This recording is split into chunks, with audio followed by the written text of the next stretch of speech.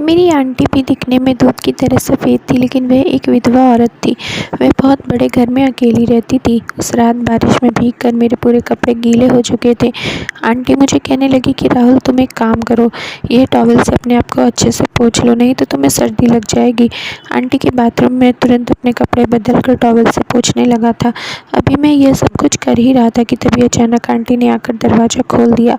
मैं सिर्फ टॉवल लपेट कर खड़ा था। आंटी ने दरवाज़ा बंद कर दिया और मेरे करीब आ गई। आंटी के जज्बात में समझने लगा था। उन्होंने आज बहुत ही सुंदर एक नाइटी पहनी हुई थी। वह मेरे करीब आकर कहने लगी, मैं सदियों से प्यासी हूँ, क्या तुम मेरी प्यास बुझाओगे? जिसे सुनते ही मेरे अंदर का शैतान जागने लगा। मैंने तुरंत लाइट बंद कर दी, आंटी को बेड पर लेटाया और फिर हम दोनों ने मिलकर एक दूसरे की जो गर्माहट थी उसको अंदर बाहर करने लगे। आंटी भी पूरी जोश के साथ। ये कहानी उन दिनों की है जब मैं अपनी माँ के साथ गोरखपुर गाँव में रहता था। मेरे पापा इस दुनिया में नहीं थे। मेरी माँ ने मुझे पाल पोस कर बड़ा किया था। मेरी माँ लोगों के घरों में काम करके ही हमारे घर का गुजारा चलाती थी। हम लोग गरीब थे, लेकिन मुझे माँ ने बड़ी मेहनत से पढ़ाया लिखाया था। मेरी माँ मुझे कहा करती थी, बेटा अच्छे से पढ़ाई लिखाई करो ताकि कल को तुझे एक अच्छी सी नौकरी भी मिल जाए और जल्दी हमारी ज़िंदगी में यह गरीबी भी ख़त्म हो सके। मैं पढ़ाई तो पूरी शिद्दत से करता था, लेकिन मेरी संगति अच्छे दोस्तों के साथ नहीं थी। मेरे दोस्त मुझे अक्सर पढ़ाई से भड़काया करते थे। अक्सर मैं शाम को अपने दोस्तों के साथ बैठता तो वह मुझे बैठाकर वह वाली वीडियो दिखाया करते थे। शुरुआत में तो मैं उन सबको मना कर दिया करता था, लेकिन फिर धीरे धीरे मेरी भी उन सब वीडियो देखने में दिलचस्पी पड़ने लगी थी। मैं ताज़ा ताज़ा जवान हुआ था, इसलिए मैं अपने जज्बातों पर काबू न कर सका और जो सब मेरे दोस्त लोग करते थे मैं भी उन सब के साथ मिलकर वही सब करने लगा था। लेकिन मैं अपनी पढ़ाई में भी पूरा मन लगाकर पढ़ता था ताकि कभी माँ को मुझे बोलने का मौका ना मिले। इसी तरह मेरी ज़िंदगी भी खुशी खुशी गुजर रही थी। फिर एक दिन हमें पता चला कि हमारे मोहल्ले में एक नई पड़ोसन रहने के लिए आई है। शुरू में तो हम उससे ज़्यादा बातचीत नहीं करते थे, लेकिन जब भी मैं छत पर पढ़ता तो वह मुझे बड़ी ही अजीब नज़रों से देखा करती थी। वह दिखने में तो मेरी माँ से कम उम्र की थी। एक दिन मैं शाम को अपने दोस्तों के साथ बैठा था, तभी वे कहने लगे कि मोहल्ले में तो खूबसूरत औरत आई है, सुना है कि वह विधवा है, उसका कोई भी नहीं है। जब मैंने यह खबर अपने दोस्तों के मुँह से सुनी और अपनी माँ को बताया तो माँ भी मुझे कहने लगी कि आज ही मेरी उस औरत से बात हुई थी, वह बहुत ही दिल की अच्छी औरत है। मैंने माँ से कहा कि माँ, आपकी कब बात हो गई उस औरत से? तो माँ मुझे कहने लगी कि ये हमारे घर आई थी, उसके घर में पानी नहीं आ रहा था, जिसकी वजह से उसे हमारे घर से 2 बाल्टी पानी लेकर जाना पड़ा था। तभी बातों ही बातों में उस औरत ने माँ को भी बताया था। माँ की बातों को सुनकर मैं भी ठीक ही कह दिया। अब धीरे धीरे माँ और उस पड़ोसन की दोस्ती भी बढ़ने लगी थी। अक्सर आंटी हमारे घर आ जाया करती थी। कभी माँ को भी उससे काम हो जाता तो कभी कभी आंटी को भी हमसे। एक दिन हमारे घर बैठकर वह चाय नाश्ता कर रही थी, तभी मैं बाहर से घर के अंदर दाखिल हुआ था तो माँ मुझे भी आंटी से मिलवाने लगी। मैं उस औरत को आंटी कहकर नमस्ते करने ही लगा था कि तभी वह मुझे कहने लगी कि बेटा, तुम मुझे आंटी मत कहा करो, इतनी भी मैं बुढ़ी नहीं हुई हूँ, तुम मुझे सुनीता जी भी कह सकते हो। जिसे सुनकर मैं चुपचाप सर हिला दिया था। तभी सुनीता जी मुझे कहने लगी कि बेटा, तुम मेरे बगल में आकर बैठो, और फिर उन्होंने मेरे कंधे पर हाथ रखकर मुझसे मेरी पढ़ाई के बारे में पूछने लगी थी। तभी माँ कहने लगी, इसने 11वीं की परीक्षा कंप्लीट की है, यह पढ़ने में बहुत ही होशियार है, लेकिन अब इसके आगे की पढ़ाई के लिए मुझे टीचर की ज़रूरत पड़ेगी, लेकिन मेरे पास इतने पैसे नहीं है कि इसके आगे। माँ कुछ बोलने ही वाली थी कि तभी आंटी तुरंत कहने लगी, क्या रे, आप चिंता क्यों करती हैं? आप मुझे अपनी बहन जैसा ही समझो। आप कल से राहुल को मेरे घर पर पढ़ने के लिए भेज दिया करो। सुनीता आंटी कहने लगी, मैं पहले टीचर हुआ करती थी, लेकिन बाद में जो मेरी शादी हुई थी तो मैंने बच्चों को पढ़ाना छोड़ दिया, लेकिन तुम मेरी एक अच्छी दोस्त बन गई हो, जो कि बहन की जैसी हो, और तुम्हारी मदद करके मुझे भी खुशी मिलेगी। तभी माँ कहने लगी, लेकिन हमारे पास इतने पैसे नहीं हैं। तो आंटी कहने लगी, इसकी कोई ज़रूरत नहीं है, वक्त आएगा तो तुम भी मेरी मदद कर देना। अब मेरी माँ की दोस्ती हद से बाहर बढ़ने लगी थी। माँ ने मुझे कल से ही पड़ोस की आंटी के घर पढ़ने के लिए भेज दिया था। जब मैं सुनीता आंटी के घर दाखिल हुआ तो उन्होंने मुझे बड़े ही प्यार से मेरा स्वागत किया था। आंटी का घर दिखने में बड़ा ही खूबसूरत था। आंटी ने मुझे एक सोफ़े पर बैठने के लिए कहा और उसके बाद मेरे बगल में आकर बैठ गई थी। आंटी ने फिर मुझे 1 घंटा बिठाकर अच्छे से पढ़ाया था। आंटी दिखने में बहुत ही ज़्यादा खूबसूरत थी, लेकिन उनकी खूबसूरती देखकर कोई भी अंदाज़ा नहीं लगा सकता था कि वह एक विधवा औरत हैं और उनकी उम्र कितनी है। जब मैं पढ़ता तो आंटी बहुत गहरी निगाहों से मुझे बस देखा ही करती थी, लेकिन मैं उनसे कोई भी सवाल जवाब बिल्कुल भी नहीं करता था। आंटी बार-बार मेरे सर पर हाथ रख देती थी और जब पढ़ाई ख़त्म हो जाने के बाद मैं घर जाने के लिए निकलता तो वे 1 गिलास जूस मुझे देती और कहा करती कि बेटा ये जूस पीकर जाया करो, तुम दिन ब दिन बहुत ज़्यादा कमज़ोर होते जा रहे हो।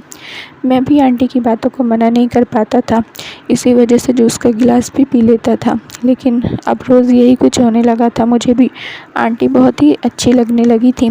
मैं सोचता था कि पहले आंटी हमारी ज़िंदगी में आ जाती तो कितना ही अच्छा होता। अब मेरी माँ और आंटी दोनों बहनों जैसा रहने लगी थी। शाम को जब मैं अपने दोस्तों के साथ बैठा था तब वे मुझे कहा करते थे, तेरे पास तो अच्छा मौका है उस औरत को देखने का, वे कितनी खूबसूरत है। जिसे सुनकर मैं बहुत ही गुस्सा होता कि वे मुझे पढ़ाती हैं और तुम लोग गलत बात मत किया करो। अब धीरे धीरे मुझे भी आंटी बहुत ज़्यादा अच्छी लगने लगी थी। अब मैं भी आंटी के करीब आकर चुपचाप बैठ जाया करता था। मुझे आंटी से बात करने में शर्म नहीं आती थी। मेरी माँ घर के काम काज में बिजी रहा करती थी, तभी आंटी के घर चला जाया करता था। आंटी और मेरी दोस्ती भी अब बढ़ती ही जा रही थी। आंटी के साथ पूरा फ्रेंडली हो चुका था। मैं उनसे हर बात शेयर करता था जो मैंने कभी अपनी माँ से भी ना की हो। एक दिन आंटी मुझे पूछने लगी कि तुम तो जवान हो, तुम्हारी उम्र के लड़के तो गर्लफ्रेंड रखते हैं, क्या तुम्हारी कोई गर्लफ्रेंड नहीं है? जिसे सुनकर मैंने कहा कि नहीं नहीं आंटी, मेरी कोई गर्लफ्रेंड नहीं है। तभी आंटी कहने लगी, क्या तुम्हारी चाहत नहीं होती? तो मैं आंटी को गहरी आंखों से देखने लगा था। आंटी के अंदर एक अजीब सी चाहत नज़र आ रही थी। मैं अभी समझ नहीं पाया था। आंटी रोज़ मुझे एक जूस का गिलास पिलाती थी।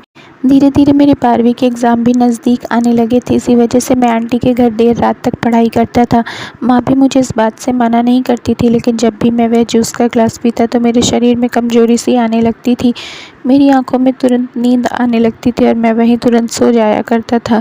जब मैं सुबह उठता तो मेरा शरीर अकड़ जाता था, मानो जैसे मैंने बहुत ही काम किया हो। जब मैं अपने कपड़े भी देखा तो मेरे कपड़ों की हालत भी ख़राब हुई होती। मुझे लगा कि शायद ज़्यादा पढ़ाई करने की वजह से मुझ में अब दिन ब दिन थकावट हो रही है। इसी वजह से मैंने ज़्यादा ध्यान नहीं देता था। आंटी भी सुबह सुबह मेरे लिए फ़्रेश ब्रेकफास्ट बनाकर मेरे सामने रखती थी, जिसे मैं बड़े मज़े से खा लेता था।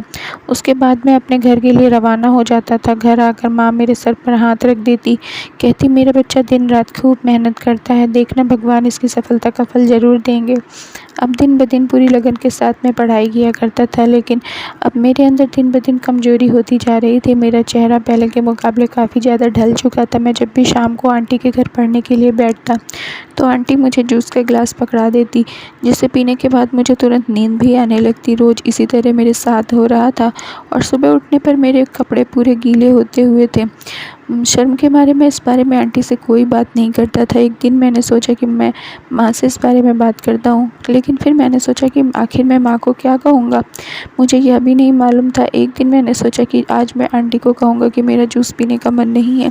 पता नहीं वह जूस कैसा है जिसे पीने के बाद मुझे नींद आने लगती है, क्योंकि कुछ दिनों से मैं अपनी पढ़ाई पर ज़्यादा ध्यान नहीं दे पा रहा था।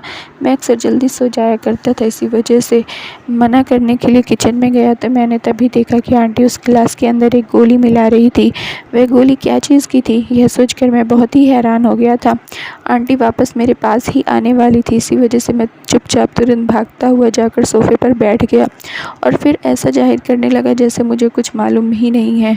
अभी मैं मन ही मन बड़ा परेशान हो रहा था कि आंटी ने उस जूस के गिलास में आखिर क्या मिलाया था। कहीं आंटी मेरे साथ कुछ गलत तो नहीं कर रही। मेरे अंदर अब बहुत सारे सवाल चलने लगे थे। कहीं मुझे नींद इसी वजह से तो नहीं आ रही थी, कहीं आंटी मुझे नींद की दवा दे रही थी। मेरे मन में सवाल चलते ही जा रहे थे। इसकी वजह से मेरे माथे से पसीने भी छूटने लगे थे। तभी आंटी मेरे पास आई और कहने लगी, क्या बात है राहुल बेटा, तुम्हारे माथे से इतना पसीने क्यों छूट रहे हैं? मैंने कहा कि पता नहीं आंटी, तबीयत कुछ ठीक सी नहीं लग रही है। तभी आंटी कहने लगी, यह तुम जूस पी लो, देखना तुम्हारी सेहत कितनी अच्छी हो जाएगी। लेकिन मैं आंटी को मना भी नहीं कर पा रहा था। मैं आज जानना चाहता था कि आंटी मेरे साथ आखिर ऐसा क्या कर रही हैं। मैं मन ही मन अपनी माँ और अपने भगवान को याद कर रहा था। माँ भी मेरे बगल में नहीं थी कि मैं उन्हें कुछ बता सकता था। तभी आंटी का एक फ़ोन आया और वह फ़ोन लेकर बाहर चली गई। मैंने तुरंत मौका पाकर उस जूस को गमले में फेंक दिया और आंटी के सामने नाटक करने लगा जैसे मैंने वह जूस का गिलास पूरा ख़त्म कर लिया। इसी वजह से आज मैं जानबूझकर नींद आने का बहाना करने लगा था।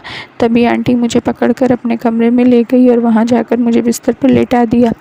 मेरे माथे से पसीने छूट रहे थे, मेरे साथ कुछ गलत ना हो जाए। तभी आंटी कुछ देर कमरे को बंद करके बाहर चली आई। मौका पाकर मैं तुरंत कमरे में मोबाइल का कैमरा ऑन करके छुपा दिया ताकि पता लग सके आंटी चाहती क्या है, और मैं तभी बिस्तर पर आकर फिर दोबारा आंखें बंद कर ली। कुछ देर के बाद आंटी दोबारा कमरे में दाखिल हुई थी। इस बार उन्होंने कपड़े बदले हुए थे, लेकिन मैं अच्छे से देख नहीं पा रहा था। वह किसी के साथ फ़ोन पर बातें कर रही थी और उससे कह रही थी कि आज तुम इस वीडियो के कितने पैसे दोगे। वह कहने लगा कि तुम बहुत अच्छी वीडियो बनाती हो, कल से तुम्हें हम और अच्छी खासी रकम भी देंगे। उसकी बातों से ऐसा लग चुका था कि वह मेरे साथ कुछ गलत करती है और वह वीडियो बनाकर बेचा करती है। तभी फ़ोन को रखने के बाद आंटी कपड़े बदलने वाली थी कि तभी मैंने तुरंत आंटी का हाथ पकड़ लिया। मुझे होश में आता देख आंटी पूरी तरीके से घबरा गई थी। वे कहने लगी, तुम सोए नहीं राहुल, इसका मतलब तुम नाटक कर रहे थे। मैंने कहा हाँ। अब तो मुझे सच बताओ, आखिर तुम ये सब क्या कर रही थी। मैं जवान था और मेरे अंदर ताकत ज़्यादा थी, इसी वजह से मैंने आंटी को तुरंत पकड़ लिया और बांध दिया। आंटी मेरे आगे भीख मांग रही थी। मौका पाकर मैंने वह वीडियो पुलिस को फ़ोन करके उन्हें दिखा दी। पुलिस कहने लगी, ये औरत हर जगह जाकर मासूम लड़कों को फंसाती है और उनकी वीडियो बनाकर अच्छे दामों में बेचा करती है, यानी कि यह गलत काम करती है और हम कब से इसकी तलाश कर रहे थे और तुमने इसे पकड़ाने में हमारी मदद की है, तो तुम्हें इनाम के तौर पर 2 लाख मिलेंगे। जिसे सुनकर मेरे होश उड़ गए थे। जब माँ को यह खबर मिली, उनको मन ही मन बहुत दुख हुआ था, क्योंकि वह उस औरत को अपनी सगी बहन जैसा समझने लगी थी। लेकिन मैंने माँ को कहा कि देखो माँ, जो होता है अच्छे के लिए होता है, और आज मेरे पास 2 लाख भी हैं, जिससे मेरी आगे की पढ़ाई भी हो जाएगी और तुम घर बैठकर कुछ छोटा मोटा काम भी कर सकती हो। इसी तरह साल बीत चुका था, मैं अपनी पढ़ाई में पूरा टॉप हासिल किया था। इसी वजह से मुझे जल्द से एक अच्छी नौकरी भी मिल गई थी। मैं खुशी खुशी अपनी माँ के साथ रहने लगा था। धन्यवाद दोस्तों, उम्मीद करती हूँ आप लोगों को स्टोरी पसंद आई होगी। तो प्लीज़ जल्दी से लाइक कर दीजिए, चैनल पर नए हैं तो सब्सक्राइब कर लीजिए और अपनी राय हमें कमेंट बॉक्स में ज़रूर दीजिए। बाय, मिलते हैं नेक्स्ट मज़ेदार और सस्पेंसिव वीडियो में।